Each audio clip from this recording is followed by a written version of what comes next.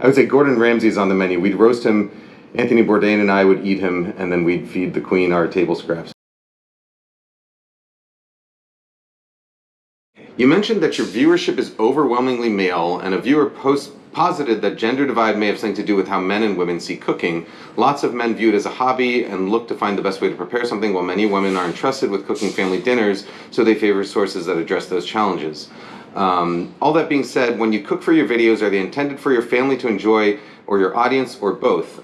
Well, let me divide this question into two parts. So the first part, I don't think it has. So first of all, I think it's a little bit dangerous to say that men enjoy cooking as a hobby and that women enjoy it as a life skill for feeding their family. I think it's very difficult to say whether even if that were in general true, it's difficult to say whether it's an innate difference in the genders versus just a societal some societal pressure. And I'm inclined to think that it's probably more likely the latter. That said, I think the reason my viewership on YouTube is so skewed probably has more to do with the YouTube algorithm than the actual interest of individual viewers. I think, and not knowing the YouTube algorithm, I do know that I frequently get placed with other other sort of male centric, white guy cooking YouTube channels, which is not necessarily a slight against those channels. There are a lot of good white guy cooking channels, but there are a lot of those specific types of white guy cooking channels that are clearly aimed at men, whereas my content, I don't think I necessarily targeted at men, and my audience, as far as my book goes and as far as my general writing goes, is definitely doesn't see the same kind of gender breakdown that my YouTube audience does. So I think it probably has more likely to do with the types of videos that my videos are associated with on the algorithm than the actual, wants and needs of the individual viewers. The second part of the question, when I cook for my videos, are they intended for my family to enjoy or your audience or both? My philosophy with the videos has been that it's sort of similar to my entire philosophy with work and my writing, is that I write these things and I make these videos because I enjoy doing it. If people also want to watch it, then great. If not, then that's fine. There's a million other YouTube channels out there. So when I'm making a video, I don't really think too much about, is my specific audience going to join this, or how can I maximize the views on this video? I don't really care how many views I get on an individual video. It's nice when I get views, of course, because it's nice to know that there are people out there who enjoy the same things that I enjoy. Of course, also, like, I earn some chunk. Well, this year I'm actually going to earn a significant chunk of my living from YouTube ad revenue, which is surprising to me, very surprising to me. I never thought that I would end up anywhere in my life as a YouTuber or live streamer or a video, earning my living making video. That's not something that ever occurred to me to do, but that seems like it's on track to happen this year. So I do appreciate having an audience, and I do appreciate that people enjoy watching my stuff. That said, when I make my videos, I make them for myself, and I make them because I like making them. It's the same sort of philosophy I've always had, and I think some people have said that this is something that people with ADHD sometimes have, where I have a really difficult time applying myself to things that I'm not intimately passionate about and that I don't love doing. And this has been true since middle school, high school. Like I was great at classes that I loved and bad at classes that I didn't.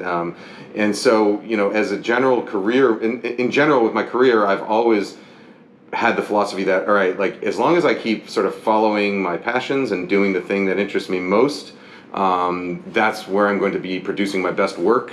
And hopefully by producing my best work, it's also going to provide me with a good career financially down the line. So I never make any decisions based on what's going to make me more money or what's going to build an audience or whatever. I do it based on what I think I'm going to produce as my best work, which is generally the things that I'm passionate about. So that's my philosophy there. The Queen of England, Gordon Ramsay, and Anthony Bourdain, rest in peace, are all coming to your house for dinner. What's on the menu? Well, as someone who is very much not a fan of Gordon Ramsay, I would say Gordon Ramsay's on the menu. We'd roast him, Anthony Bourdain and I would eat him, and then we'd feed the Queen our table scraps, because I'm also not really a fan of monarchies and and people who have arbitrarily are given power. So yes, that's not really my ideal list of dinner guests. People ask me what do I have against Gordon Ramsay. The main thing I have against Gordon Ramsay, it's not a personal thing because I don't really know him personally. I've spoken to him, but I don't really know him personally. But it's more the impact that he has on the industry. So I've been in the industry for 20 years, and things 20 years ago when I was starting as a cook, things are significantly different than they are now. And if you look back at like Anthony Bourdain's early books, that's sort of a glimpse of what it was like. And he kind of glorified it, and I think in his later years he started regretting the fact that he glorified those things. Sort of the abusive environments that exist within kitchens and the sort of the toxic culture that can exist in the restaurant industry, both in kitchens and with the front of that, the interactions between the kitchen and the front of the house.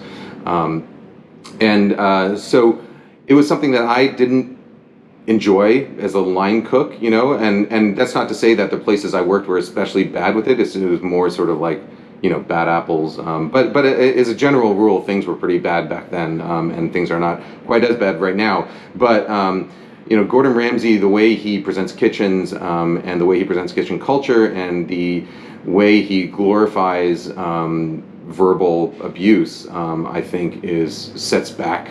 And it makes it difficult to make advancements and to sort of pull restaurants out of this unprofessional mindset, and so I don't like the way he does that. And I know people will say, oh well, he does it differently in his British shows, but honestly, I think that only makes it worse. It's like if he, the fact that he knows how to be supportive, and he still often chooses to, for whatever reasons, whether it's to sell it to an audience or to make money or whatever reasons it is, he chooses to play up that that toxic character that he plays. I think in many ways that makes it worse, especially because there are lots of young cooks who look up to him and think that it's okay to behave that way because they see him behaving that way. Moreover, a while back I staged in a couple of his restaurants, and people who say, oh, he only does this for TV, well, I can tell you that's not true. At the restaurants that I staged in that he ran, I saw the same kind of verbal and physical abuse. Chefs throwing pans at cooks for overcooking food, chef throwing pans full of burning brown butter at a cook because they overcooked scallops. The kind of things that happened 20 years ago and probably still happen now, but I think should not happen and should never have happened. And and then the people who make excuses by saying, well, if you want perfection, if you want to create these Michelin-starred meals that the only way you can get that is by pushing people to their absolute limits, and by if an abusive work environment is what it takes to produce this kind of food, well, that's just what it takes. And and to those people, I'd say, well, think about any other industry, and of course, abuse occurs in many industries, but it's very rare that you'll find someone who says, hey, well, it's okay. Like if I can get my sneakers, it's okay that we're for the cheap price. Or if I can get the best sneakers in the world, it's okay that that the people in the factories making it are being abused. Most people would say no, it's not okay, and it's not worth it. Or you might turn a blind eye, and which happens. But it's to me, it's like, all right, if that's the kind of thing that it takes to get that quality of food out, then do we need that kind of food? And I would say no, we don't. If you have to abuse people to get that kind of food, then you don't need that kind of food. How's Restaruant doing in the current COVID situation? Love that place and hope that it can stick around for a long time. Well, I'm in Restaruant right now. It's a Thursday. Normally, pre-COVID, we would be open for lunch, and Thursday would be a relatively busy lunch day. So, in some sense, in that sense, not great. I would love to be able to open to the community again once things are safe, and to.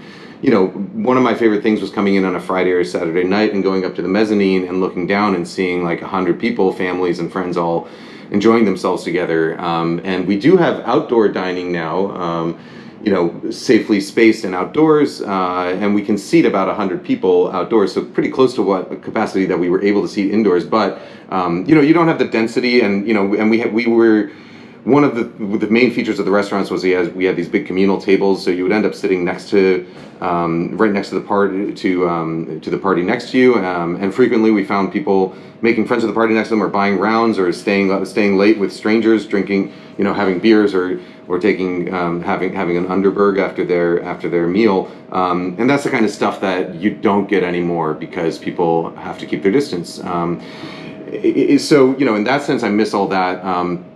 As far as a business goes, we had to seriously pivot multiple times once the pandemic started. So at first we closed down. In fact, we closed down indoor dining before it was even mandated by the city.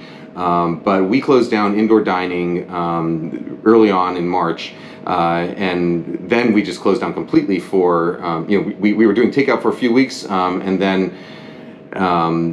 We closed down completely because we realized that we sort of we needed to reconfigure our menu and reconfigure what we were doing in order to be able to most effectively serve the community with their newer needs, and with the new restrictions in place. So during that time, what we did was we maintained a few of our staff here, producing meals for hospitals and the Samaritan House in San Mateo and a couple other sort of community centers. Over the last since March, we've made and served I think it's somewhere over 8,000 free meals now.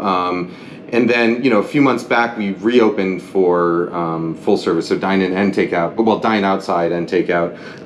But we reopened with a very different menu than what we had previously, because we used to be a full service restaurant with everything that came with that, and now. We aren't. We want to sort of limit the direct face-to-face interactions between servers and customers, and so our menu is much more streamlined. You order at the table.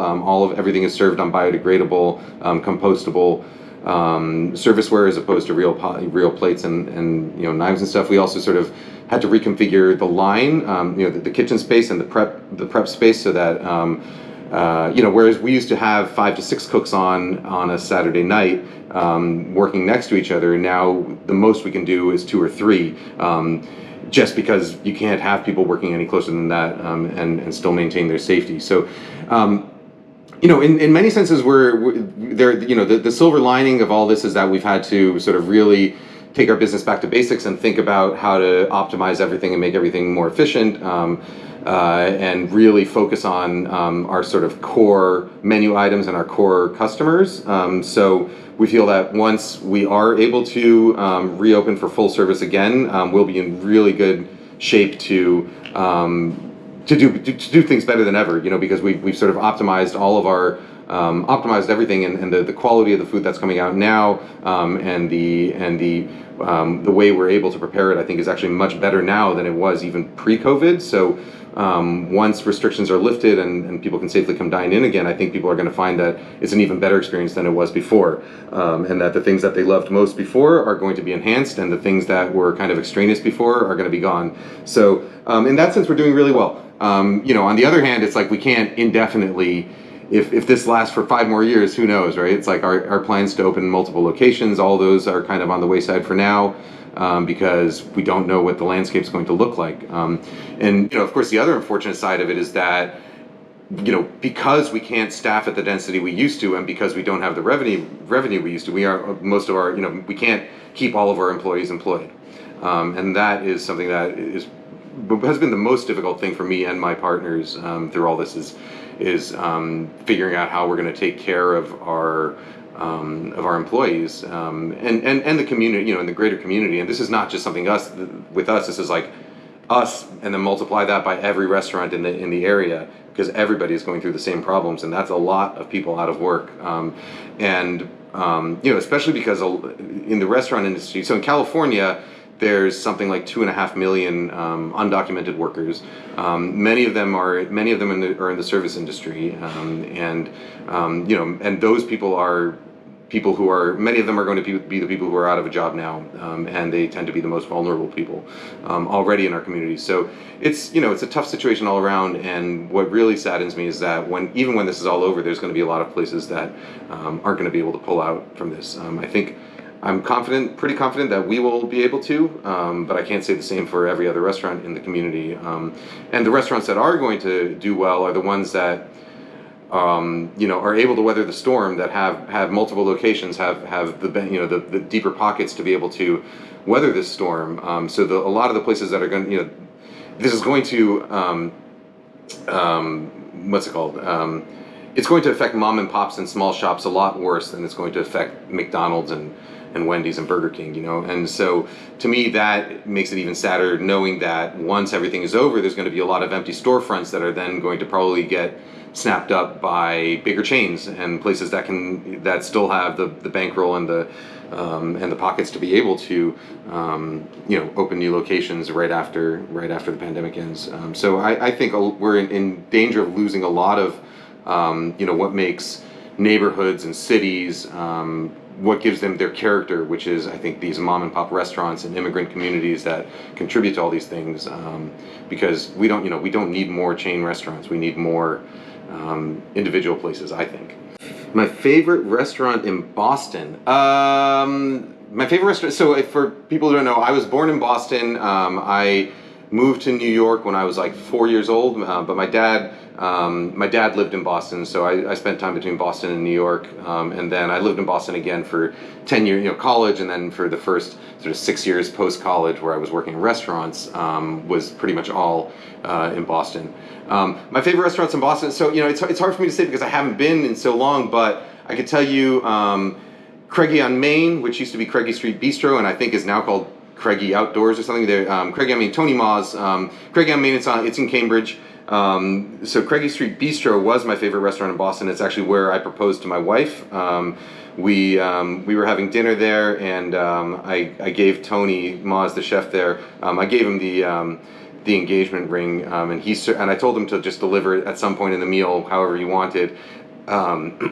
Just as long as I told him that, the one thing I told him was don't put it in dessert, because that everyone does it in dessert. So he said okay, and so he delivered it on around the rib of a wild boar chop, which was like the last course of like a 20-something course tasting menu. Anyhow, Craigie Street Bistro, Craigie on Main, I think is great because it is top quality food, super interesting. I mean, he's a great chef, but very, very sort of unpretentious.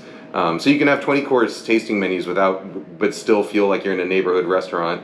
Well, I don't know if they do 20-course tasting menus now or anything like that, but you still feel like you're in a neighborhood restaurant, and he's sort of a very community-focused chef. So I really appreciate that about him and about the restaurant. So I would say Craigie on Main is up there. Let's see, what else is up there? We used to go to this taqueria in what's called Maverick Square. In Maverick Square, I don't know if it still exists, but it was called Rosticeria Cancun, and that was like my first experience with real good tacos. And I don't know if they still exist. In fact, now that I've it's 20 years later, and I have a lot more experience both in and out of Mexico, I don't know how those tacos would even stand up, but we used to go there a lot. The other places, let's see, East Ocean City in Chinatown is a Cantonese restaurant, which we loved. They have, it's one of those places that have tanks of live seafood, and I think as far as seafood goes, it's impossible to beat Boston. It's better seafood than you can find on the West Coast. I think better seafood than you can find in New York, and also in general sort of unpretentious, which is what I really like about a lot of those Boston restaurants. Food Lab 2. There's not going to be a Food Lab 2 as of now. So Food Lab 1, if you don't, so people, let me grab my coffee here. I don't know how many people are here from YouTube or how many people are here from Reddit or whatever who don't know what I generally do, but this is my cookbook. It's called The Food Lab. I wrote it. It came out like 5 years ago. It took me about 5 years to write. And so this is actually like my main business, is writing books and writing recipes. The video stuff is kind of new for me, although again it will probably be my main source of income this year, who knows. But the Food Lab is a book I wrote 5 years ago. Since then I've been working on some other projects. I recently had a children's book that came out just 2 weeks ago. It's called Every Night is Pizza Night. And it's a illustrated children's book aimed at 3 to 7-year-olds, 3 to 5-year-olds. Depends on whether you're reading it to them or they're reading it themselves. And it's about about, well, it's about a girl who thinks that pizza is the best food in the world, and ultimately discovers that there are multiple definitions of what makes something the best, and sort of she discovers through her community all different kinds of food.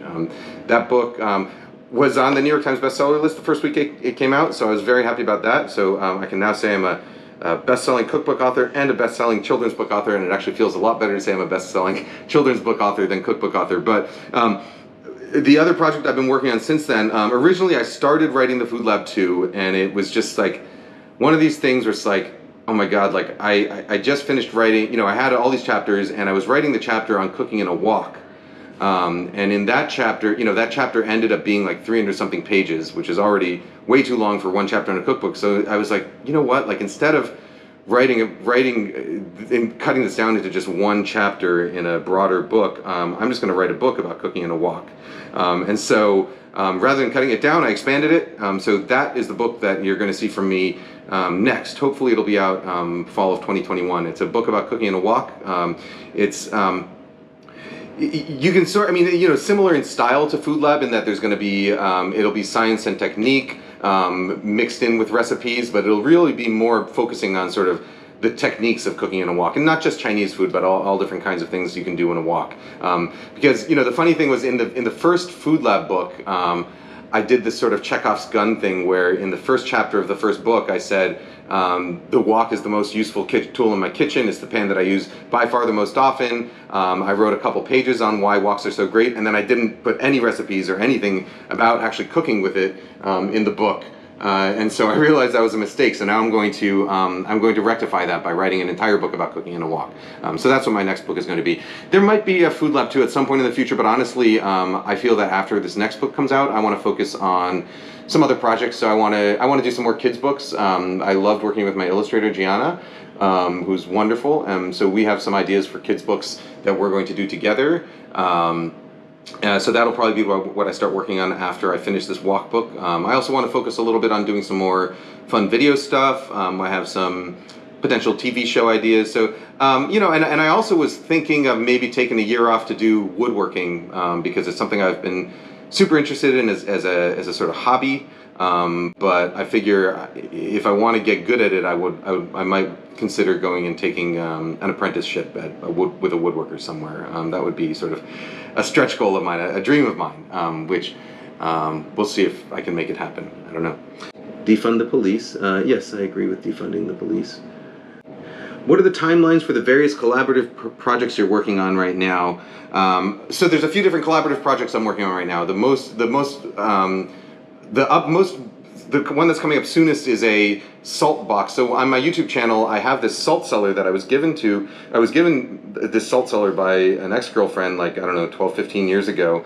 It came from a supermarket in London, and so I have no idea who makes it. I haven't been able to find anything like it online. It's an all wooden salt box with box joints on the sides and a hinged lid. It has a nice little lip. It's big. It's the thing I love about it is that the lid flips up and down really easily with one finger. So like if I'm handling food with one hand, I can flip up the lid, grab as much salt as I need, and use it. And I think a salt cellar is like an essential tool for any cook. People always ask me about that salt cellar, and I couldn't figure out where to get it, and so I am partnering with my buddy Brad Leone formerly Bon Appetit. Well, I guess currently Bon Appetit. I don't know the whole story there, and I don't really pry about that stuff. But my buddy Brad Leone and I, because he and his friend Adam have a little woodworking business called 3 Dot Design, and so the three of us are making a bunch of these salt boxes together. They're going to be made out of reclaimed walnut. I've seen pictures of them, and I'm going to soon have my hands on some of the prototypes to look at, but they're going to be made out of reclaimed walnut, 100% handmade. Brad is going to be sanding and oiling them himself. So those I think are going to be ready to ship in about a month. We haven't yet decided on how we're going to let people. The problem is that they're all handmade, so we're going to have about 200 of them to start, and every few months we'll have 200 more until we get tired of making them. I'm pretty sure they're going to be in high demand. But those boxes are going to be a charity sale as well. So we haven't decided on the exact cost, but something around 20% of the sales price for it, of the revenue from them, is going to go to Feeding America. So they're going to be a charity sale. They're going to be only a small number of them, super high quality things, so like heirloom quality stuff that you're going to be able to give to your kids if you are able to get one. So unfortunately, that's not something that is being mass produced, and not everyone's going to get one. That's just the way it is. The other collaborative projects I'm working on, I just did a let's see, what are other collaborative projects? The only other collaborative projects I'm working on right now are working with my illustrator Gianna on some more kids books. People have asked me, and I don't have a specific question here, but I know people have asked me in the past what the process of writing a kid's book and working with an illustrator is like, so I can quickly answer that. I found writing a kid's book to be actually much more difficult than writing a cookbook, because when I'm writing a cookbook, it's like I have a lot of practice writing. Writing, like anything else, it's a skill that you get better and faster at the more you do it. So the old advice that if you want to be a writer, just write all the time, I think that's very good advice, because the more you write, the easier it is to sort of find your voice and find what makes your writing you, and the better you get at just sort of doing it. So I can write a recipe. Once I've tested the recipe and know the ins and outs of the technique and science, like I can write an article for that style article, or a section of a book, easily. It's pretty easy to do. It still takes time, but it's easy to do. Whereas writing a kid's book, that was like a brand new thing for me. And then the other big part of it was collaborating with a partner. When I started, I was under the impression like, all right, I'm the kids book author, so I'm going to write down all the words, and then I'm going to in detail describe what I want on every single page, so that the illustrator can just do what's in my head. And on the advice of my friend Alex Penfold, who's also a great children's book author, she said, no, don't do that. Like, the reason you're partnering with an illustrator is because they are the experts at visual storytelling, and they are the experts at the illustrations. You're the writer, so stick to the writing and trust your illustrator to do the illustrations. So that's what I did. So basically, the process we came up with was that I wrote the story, and initially I wrote like a much long, I wrote like 10,000 words, and the final story is about 1,000 words, a little bit less. But I wrote like 10,000 words because I wanted to get all the ideas out and then edit it down. But the way I collaborated with Gianna was that I wrote what words are going to go on each page, like the basic positioning. If I had any sort of like inside jokes or things that I wanted to stick in there, that I wanted to make sure that was included in the illustrations, then I made sure to just mention those. So for instance, like on the pizza math page, there's a diagram of pizza slice that's a triangle and a line drawn through it that's called the olive Euler line, which I thought was funny because the Euler line is a geometric thing in triangles. Anyhow, so little jokes like that are just like my own inside jokes that make myself laugh. I included those, but other than that, the only thing I gave her was a description of each character and the character's background, so that she sort of had an idea of their personality and who they were. And these are things that don't make it into the final book other than in the illustrations. So I gave her a cast of characters, who they were, a brief summary of, brief biography of who they were, and then words, and then everything else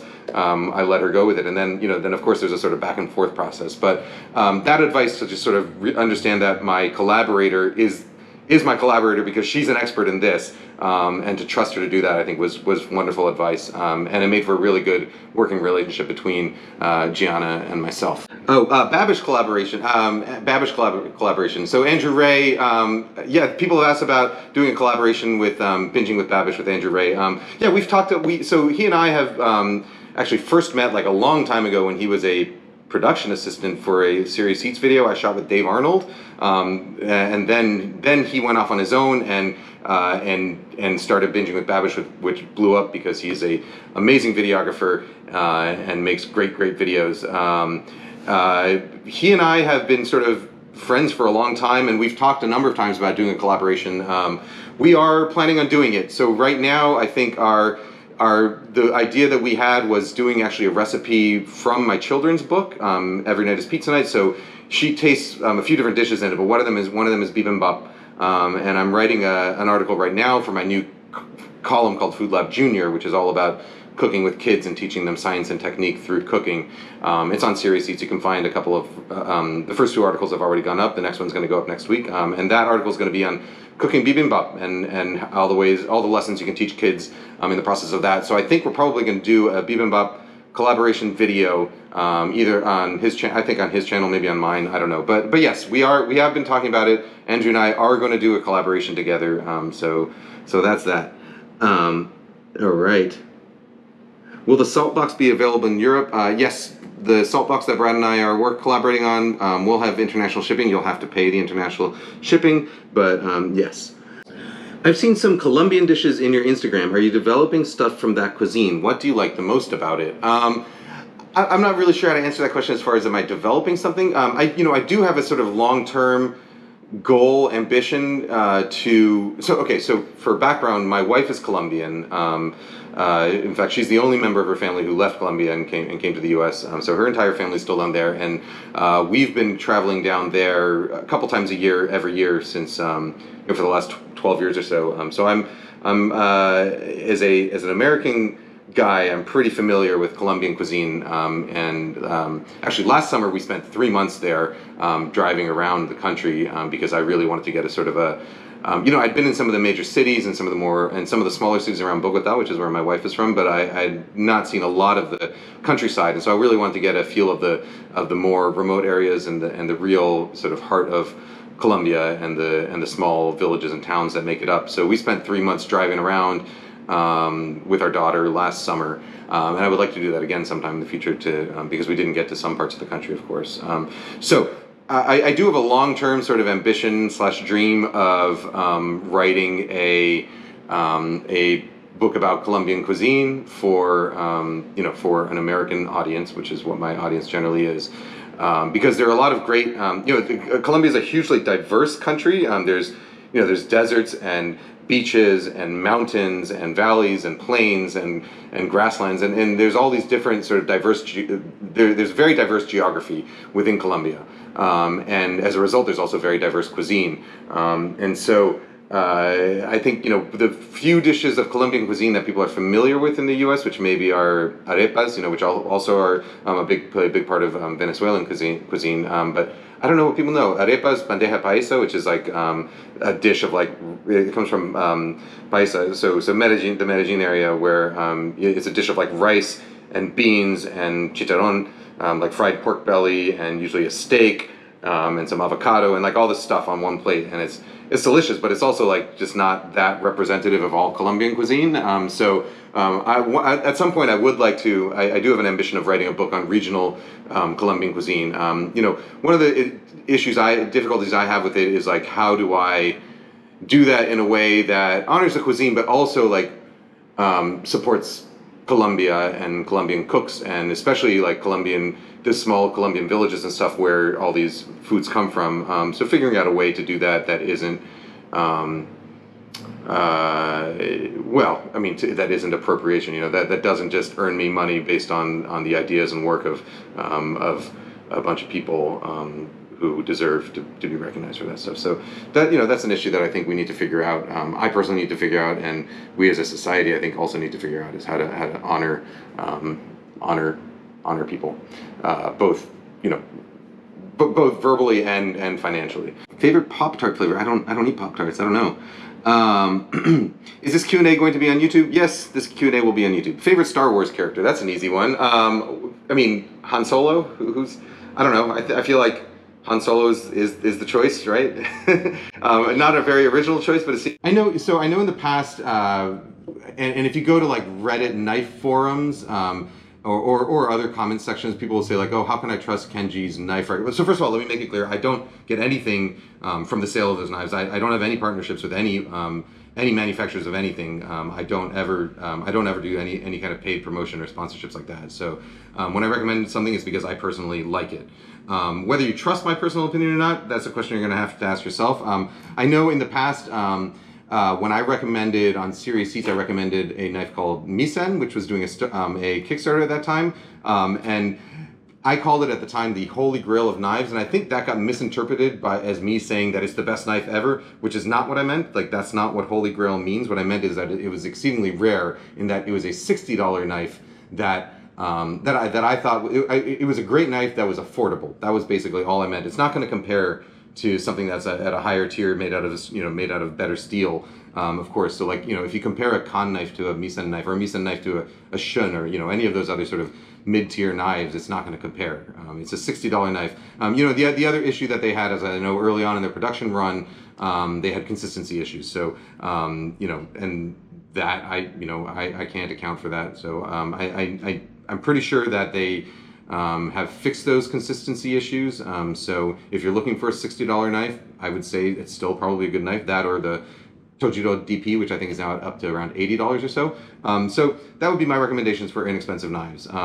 If you do have $120 to $140, then I would recommend Kan, because I've never met anyone who's been unhappy with that decision. All right.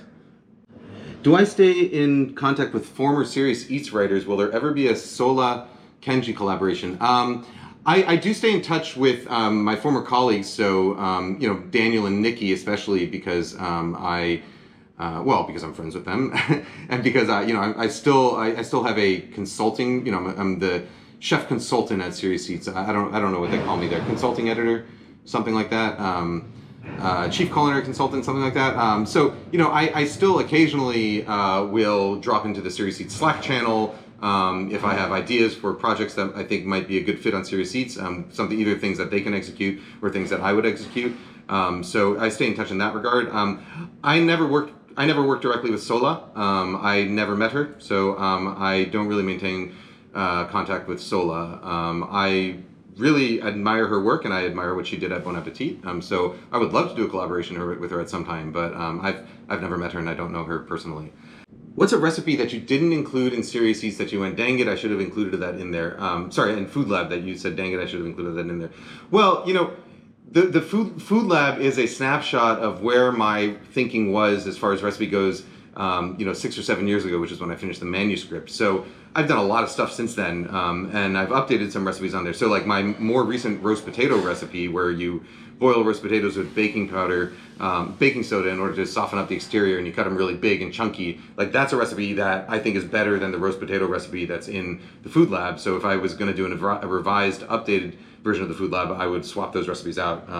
So things like that. It's mostly small things, that I would swap out. So in general, like, if you find a recipe in that book, you can Google that or go to Serious Eats and search for it. And if I've updated the recipe, or if I've thought new things about it, then you'll find all that information online. So I would say go a combination of looking at the book and looking at my online stuff. In your opinion, what's the highest praise your food can receive? The highest praise my food, I'm bad at accepting compliments verbally. The highest praise my food can receive is, again, when I went back to the beginning here, coming to Worst Hall on like a Friday or Saturday night and seeing families and friends enjoying themselves around a meal, or cooking for friends and seeing them enjoy themselves, that's the highest. That's the highest I can receive. How much of your day is spent making the videos we see on your channel, and are you going to continue this past lockdown? So people seem to think that I started doing these videos because of the pandemic and because I was stuck at home on lockdown. That's actually not the case. It's just coincidental.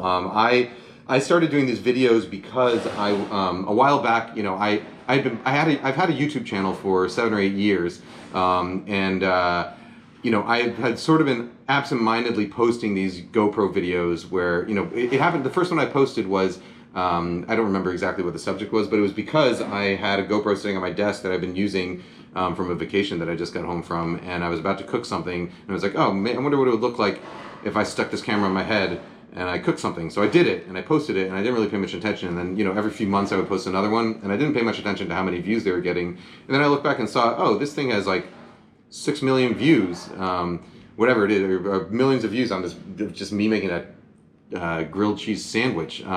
Maybe people want to watch this. And so, for me it was like, and then it wasn't really so much the do people want to watch this, it was more that it just dawned on me that, like, I had spent years working with various TV producers and videographers and working through various different video formats, trying to figure out, like, sort of what my video style is. And it's like, I have a writing voice and I know how I write, but I didn't have a video voice, and I didn't know how I generally make videos. And so it occurred to me, hey, this is something that's easy for me. Like maybe I'll experiment with this a little bit and see if this is maybe my video voice. And so I started doing it. And early on, the videos were super experimental. Like some of them were 5 minutes, some of them were half an hour, some of them had no words, some of them were constant talking.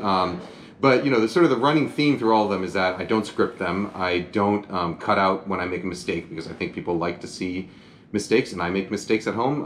And I think really they're just about showing how someone with professional experience, but also who works in a kitchen at home that's very much like what you might have at home, how I operate in the kitchen and how I think about food. And so the style has worked for me, and I've really enjoyed doing it. So I am going to keep doing it. As far as how much time it takes me, I mean, what you see on the videos is how much time it spends me shooting the videos. I don't set anything up. I just take a camera, put it on my head. These days I'll maybe set up another camera on a tripod and stuff, but I don't move anything. I just set it there, hit record, and then start cooking. And oftentimes I don't even know what I'm gonna exactly cook until I start. And so so you'll see me digging through my fridge or whatever.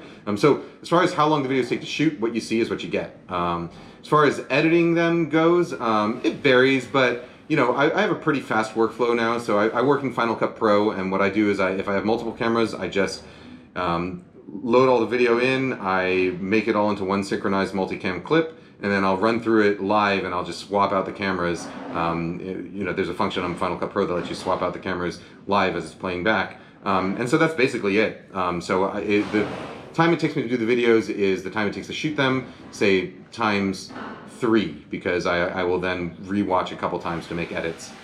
So whatever you see in the video times 3 is how long it takes me to do them. Am I going to continue this past the lockdown? Yeah, I'm going to continue this as long as it is fun for me. Right now, you aren't, if you've been following my YouTube channel, you might notice that I'm putting up a bunch of old videos, and that's because I'm moving right now. I'm moving out of my old house, so the set of videos that you're seeing right now are going to be the last videos shot in that kitchen. You're going to see videos coming from a new kitchen soon at an undisclosed location, which I'm not sharing right now. But yeah, you're going to see new videos from a new location at some point within the next few months. What's your go-to, oh crap, I need to eat right now meal? If it's oh crap, I need to eat right now, then I go get a slice of pizza. I mean, I grew up in New York. For me, it's like, that's the first thing I think of when I need food. It's like, go get a slice of pizza. It's a lot harder to get a slice of pizza in California, in the Bay Area, than it is in New York. But it's still possible, and I know the places now where I can do it. So that's generally my go-to meal. Either that, or these days it might also often be a taco, because that's something you can easily find anywhere in the Bay Area, and they are significantly better than the tacos you used to be able to find, at least in most parts of New York.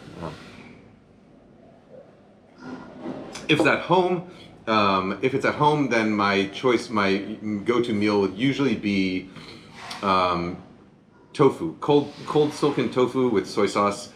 If I have like scallions or sesame seeds or a little bit of grated ginger to put on there, it'll be that. And that's also one of my daughter's favorite meals. She loves cold tofu with soy sauce. She requests it. So like, if we're home for lunch and we have no other plans, that's what it'll be. You are known for adventurous eating and have inspired me to do the same. Is there anything that you just can't stand? Yeah, there's a couple things. So I really dislike bananas. It's the smell of them. I don't know what it is.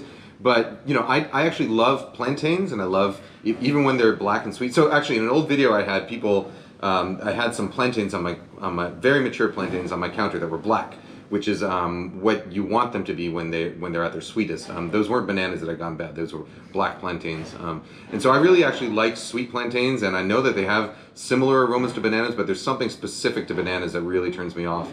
So I don't like that. I think it all stems from when I was a kid, and my mom had one of those little trash cans that hangs off the back of the seat in the car, she would drive my sister and I to school in the morning, and my sister would eat a banana or an apple, and then she would leave the banana peel in that trash can, and then it would sit outside in the hot sun all day, and then when we were coming home from school, it would just stink like banana peels, old banana peels, and so ever since then I just haven't been able to stand the smell of bananas. The only other thing I've eaten that in my life that I really I won't say the only other thing, but one other thing that I've eaten that I really couldn't stomach was balut. So that's fertile duck eggs with the actual developed duck fetus inside. And the one I had was I was in Cambodia and I wanted to try it, and so there was someone selling them on the street. You know, it was a person who had a pole over their head. On one side they had on both sides they had little charcoal powered. Oh, hold on a second. Hey, here's the picture. Yeah, perfect. Thank you. Okay, thanks a lot. They had little charcoal burners with steamed balut on top, and so I said, "Oh, I'll have one." And they're like, "No, you don't want one." And I was like, "Yeah, I'll have one." And so they pull out this little plastic chair instead of a little plastic table, put it down on the street corner, make me sit down, and then they pull out a plate. It's wrapped in plastic, as plates often are in Southeast Asia, wrapped in thin plastic. They put the balut on it, which is boiled or steamed, some pickled garlic, and then a bunch of herbs. And I'm sitting there, and meanwhile there's this group of 3 old men who are playing dominoes on the street corner, just maybe 5-10 feet away, who were just watching me, and I could see, I could feel their eyes burning into me, watching to see what my reaction was going to be. And so I crack it open, and it's got feathers and bones, and so I take one bite, and it's just I'm crunching through bones and I have feathers in my teeth, and it's oh god, I can't do this. But at the same time, I'm all right, I can't look like that. I can't, I gotta tough it out for, I can't let those guys sitting on the corner have the last laugh here, even though they were already cracking up. And so I ended up eating the whole thing by putting lots and lots of pickled garlic and chili and herbs on it and eating it. But that's an experience I would not repeat. It's also possible that I just had not very good balut. I had maybe an embryo that was overdeveloped, and it was definitely very well cooked. It tasted like it had been steamed for hours, because it had that really pungent, that really strong overcooked sulfurous egg aroma. So it was that combined with the texture, and I just couldn't handle it. I did handle it, I guess, but I wouldn't want to again. All right. I've been wondering about your sponge situation. How do you keep your sponges from getting gross and smelly, so you can just grab a sponge and wipe your board down? So the way we do sponges at my house, we have 2 sponges. So one of them is the sort of things we're going to eat sponge. So that's the sponge that I use to wash dishes. I use it to wipe my cutting board, and then once that sponge starts to get a little grungy, then I cut off the corners of it, and that indicates that it's now the sponge that I use for surfaces, so the countertops and stuff that we aren't going to be directly eating off of. And then eventually it goes from there. But I don't know, my sponges don't get stinky and smelly, because after I'm done using them, I put soap in them, I wash them, and then I squeeze them really dry, and then I put them in a rack above the sink. I think the way you get smelly sponges and gross sinks is if you leave your wet sponge sitting in the bottom of your sink, then that's going to get gross and smelly. Just don't do that. Oh, why are most cooking times on professional shows and recipes so ridiculous? Okay, so there's a couple reasons for this. So the main one is that most predicted times for recipes, in fact, in any professional publication that I've ever worked for and that I've ever heard of, the predicted prep time for a recipe doesn't take into account how long it's going to take you to prepare and measure the ingredients up until the point that they are listed. So if a recipe says half a cup of picked parsley leaves, the time for the recipe is not going to factor in how long it takes you to pick those parsley leaves. The time for the recipe is just everything all the time after you have your ingredients set. And the reason for that, it sounds like it's tricky, but there's a practical reason for that, and it's because people vary so hugely in how fast they are at prepping things. What takes me 5 minutes to prep might take someone an hour to prep, and so you can't really account for that. And it also, it's different times of day. It's when I'm cooking, if I'm really focused on cooking something, I can cook something fast. But if I'm taking my time and I'm hanging out and I've got music going and I'm talking with my daughter or hanging out with my family, then cooking will take much longer, And so you really can't factor for all those things. So recipes generally factor only for the things that they actually can account for. So I say all right, these onions, a cup of onions are going into this pan, and it's going to take them 8 minutes to soften. It might take them 10 minutes to start browning around the edges. And that's something that I know, as long as you have the same heat level set on your stove, and the same sort of visual and audio cues, that it's going to take roughly the same time, no matter who you are cooking those. So those are the things that get factored into a recipe. The way that this sometimes does get tricky, especially in the internet age, and the way Google search algorithms really favor recipes that have shorter times. So especially the 30-minute mark is a magic number for recipe searches. A recipe that has a predicted time of higher than 30 minutes is much less likely to get pumped up in the search algorithms for Google. So there is like intense pressure for people writing for the internet to either come up with recipes that are legitimately going to take less than half an hour, or to fudge those numbers.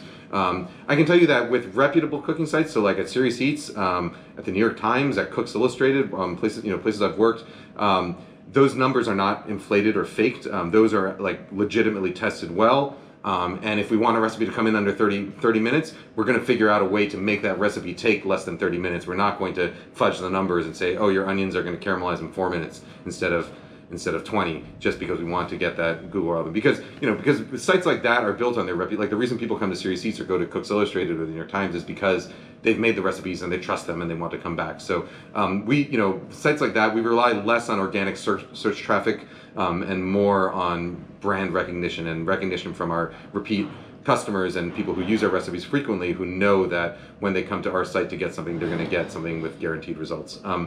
As far as other inconsistencies, so one of the issues that you might find with a poorly written recipe is that it'll just say cook over medium-high heat for 15 minutes, right? That's bad instructions, because the medium-high heat that I have on one burner is going to be different than the medium-high heat on another. It's going to be different than what someone else has at home. Things are going to cook differently whether I'm working in like a thick cast iron pan or a thin non-stick pan, or a pan made out of copper versus aluminum. All these factors are going to change the amount of time it takes to cook something.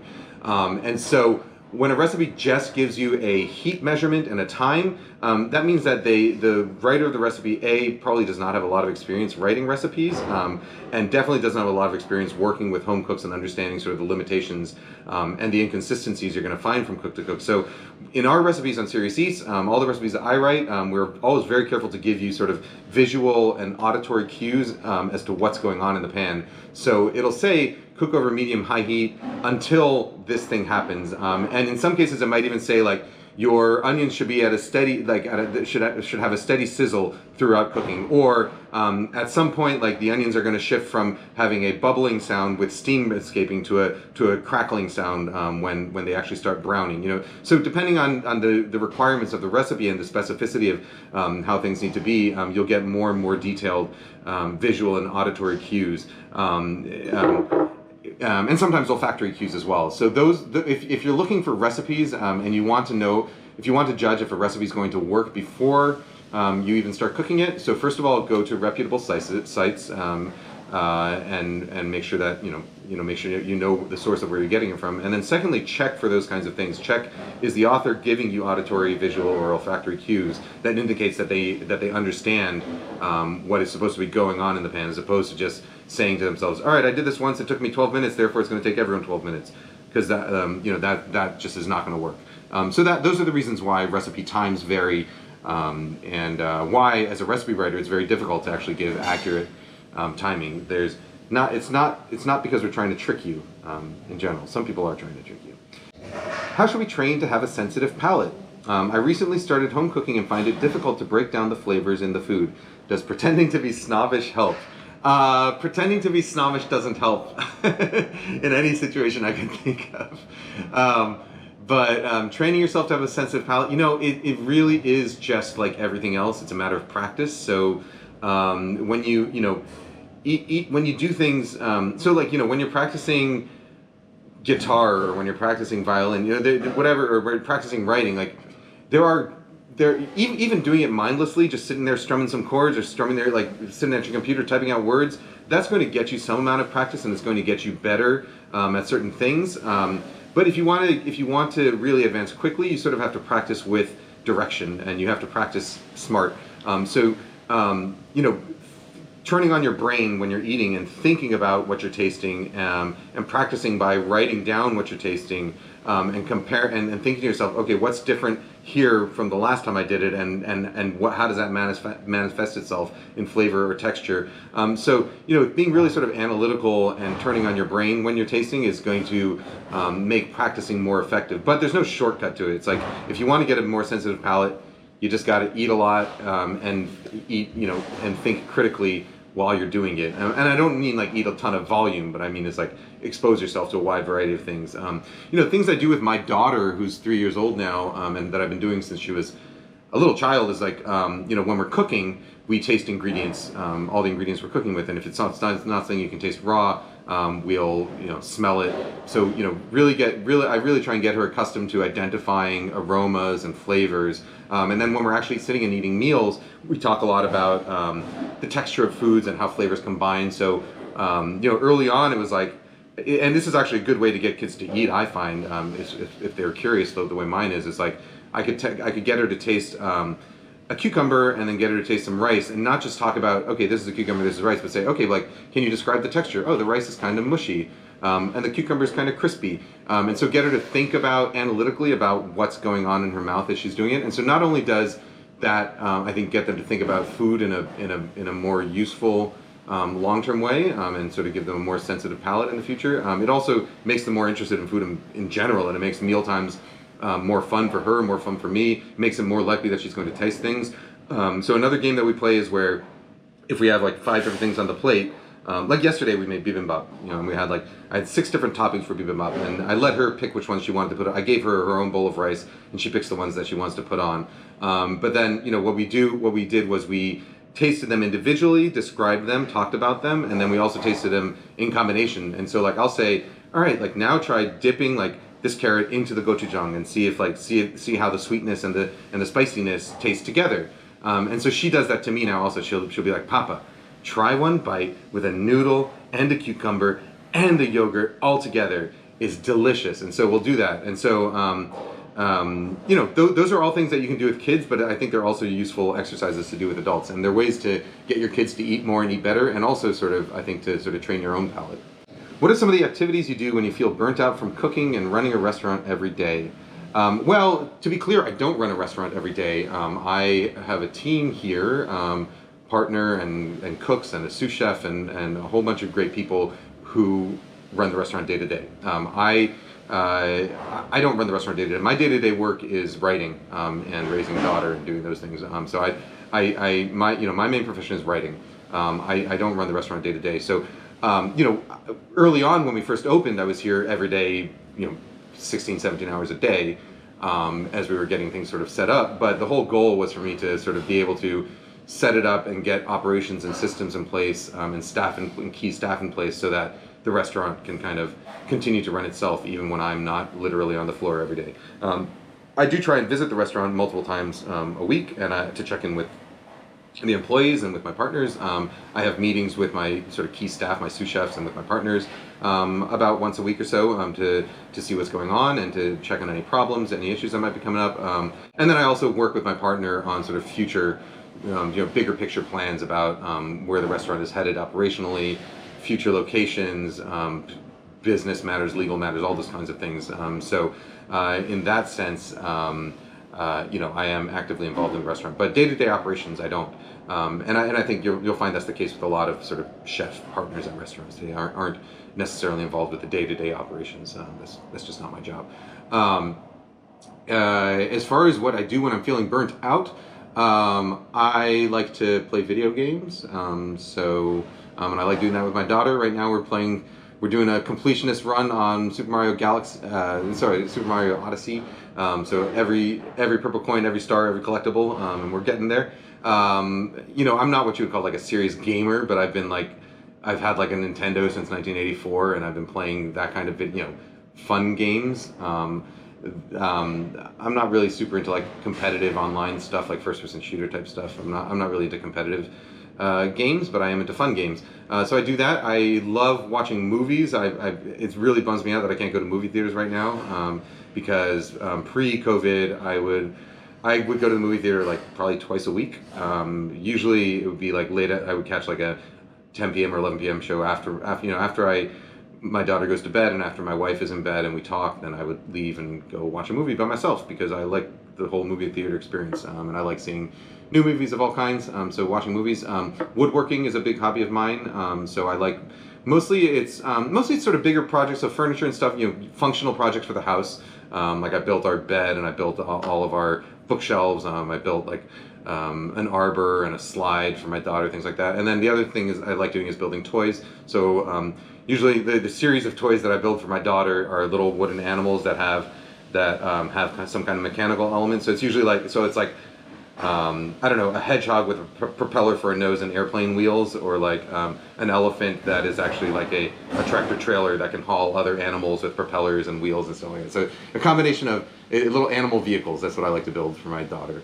And a little bit of wooden jewelry also that I've done for my wife. And then the last thing I like to do is music. So I've played violin since I was 4 years old, so I enjoy playing violin still. Although these days I play much more sort of guitar guitar, ukulele. All stringed instruments is what I focus on. But I love playing guitar. That's what I do for fun and for relaxation. Yeah.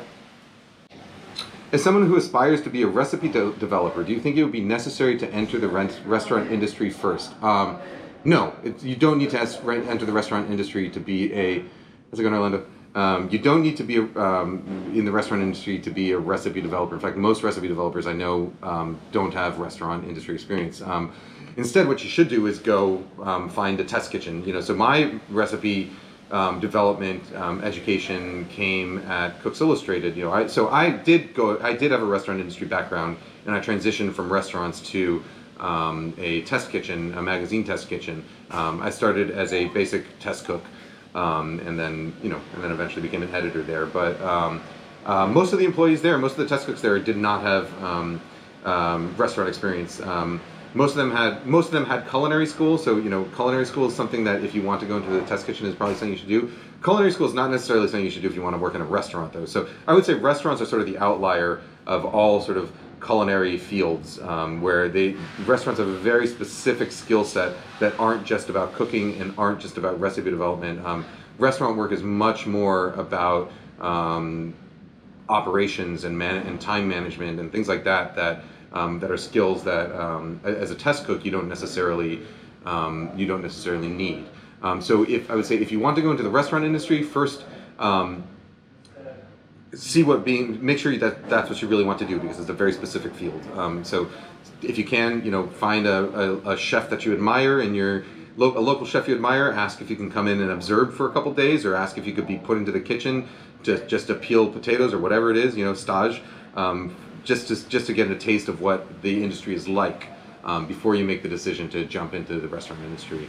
And if you want to be a test cook, restaurant experience doesn't hurt, but it's not necessarily vital to the skill set of a test cook. I would say much more important for a test cook is to have an interest in food, be good at writing, be methodical, and probably to have some kind of culinary school experience. Most test cooks I know either have restaurant or culinary school experience. All right, last question. I grew up in a house with a lot of cooking gadgets. What's the one thing that you can't do without in your own kitchen? And the rest of the question is, if that's not worthy, what's the best thing a novice chef can invest in? Good knives, cutting boards, certain pans, classes, etc. Okay, so I'll answer this as two-part questions. I'll answer them both.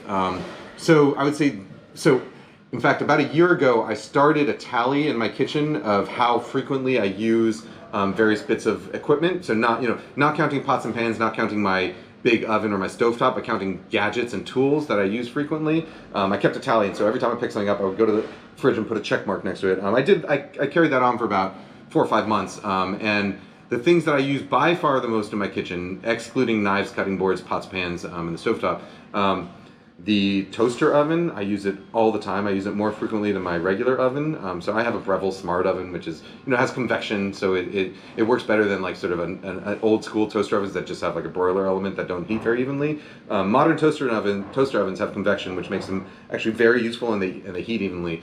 So I use my toaster oven all the time, and I use my mortar and pestle. Mortar and pestle was by far the number one most used thing in my kitchen. The other things I use frequently are my hand blender. I use relatively frequently, although I feel like these days I don't as much, but I stopped tallying, so I'm not sure. What other gadgets were up there? The microwave. I mean, I use my microwave quite frequently for all kinds of things. The microwave gets a bad rap as like being tool for laziness or not producing good food, but it's a tool just like any other. It's like it's good at some things, it's not good at others. But the things that it's good at it's useful for. So I got no problems with a microwave at all. Mortar and pestle will be my number one gadget though. I use it in my videos all the time, but it's good for pounding garlic, for breaking down garlic. It's faster to break down garlic in a mortar and pestle than it is with a knife. Garlic, ginger, things, aromatics I'm going to add to a stir fry I do in there. Crushing nuts I do in there. Grinding spices, so I get all my spices whole. I don't have too many powdered spices. The only powdered spice I have, garlic powder, granulated garlic, things like that never come whole. And then powdered cinnamon I keep because my daughter loves putting cinnamon into her milk, cinnamon and vanilla into her milk, which she does every day. So I keep powdered cinnamon, but otherwise my spices are all whole, and I grind what I need in a mortar and pestle, which is much faster than, so first of all, like a spice grinder, an electric spice grinder, it's not good at grinding small quantities. You have to grind a lot for it to grind evenly. Small things just end up kind of flying around the blade. And then once you factor in like having to clean it out, plug it in, pull it out, all those things, like a mortar and pestle is just faster. You put the spices in the bottom, whatever you need, you give it a few, instead of pounding like this, you grind like that, and like in 10-15 seconds you have as much ground spice as you need. So mortar and pestle is up there. What's the best thing a novice chef can invest in? Honestly, I think, so first of all, a big cutting board, a big soft cutting board, so wood or polypropylene, some kind of plastic, but don't get a glass cutting board. They will ruin your knives. They're a pain to cut on. A wooden cutting board, I think, is the best.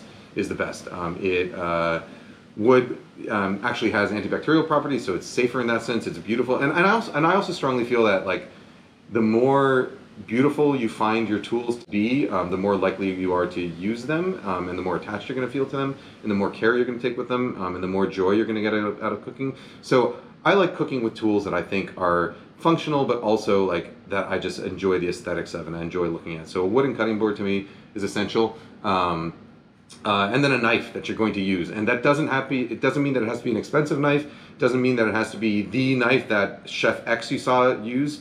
A knife is a pretty personal thing, so look at the knives, figure out what your price point is, what you can afford, and then do some research in the market on those specific knives. And then if you can, ideally go to a knife shop, or a good kitchen store and try out the knife, see how it feels in your hand, and make sure that it's something that you feel comfortable with and something that is going to be for you, because the knife that fits comfortably in my hand might not be the knife that fits comfortably in your hand. And a good knife review is going to get you a long way there. It's like, I know, so if I'm the kind of cook that knows that I generally prefer lighter knives, when I'm reading a knife review, I can look at the weight and see, all right, is this a heavier knife or a lighter knife? Or I can know that I should focus on Japanese style knives, which tend to be lighter than German style knives or French style knives, something like that. I would say, a cutting board and a knife are the two things that you should invest in early on, because they're the tools you're going to use literally every time you cook. And even in a restaurant, when you're first starting out in a restaurant, what prep cooks do or what garde-manger cooks do, what I did for the first 6 months working at any new job in a restaurant was just knife work. You just sit there and practice your knife work, cut things the way the chef wants them, practice all of your different knife skills, because that's the foundation that you're going to build all of your dishes from. It's also what's going to make prep faster and more enjoyable. Like if you're spending an hour cutting the ingredients for your stew, and then only spending 10 minutes cooking it, like it feels to me like, and some people find that kind of slow knife work enjoyable, and great, if that's you, then do that. But to me, it feels like I find much more pleasure in sort of banging out the knife work, getting it done, and then starting the actual cooking process. All right, so thank you all for people who joined me live. The first half of this AMA will be up live, and the second half, the last 35 minutes or so, I think will be exclusive to my YouTube audience. Either way, thank you very much for tuning in, and I will see you next time, guys, gals, and non-binary pals. Bye-bye.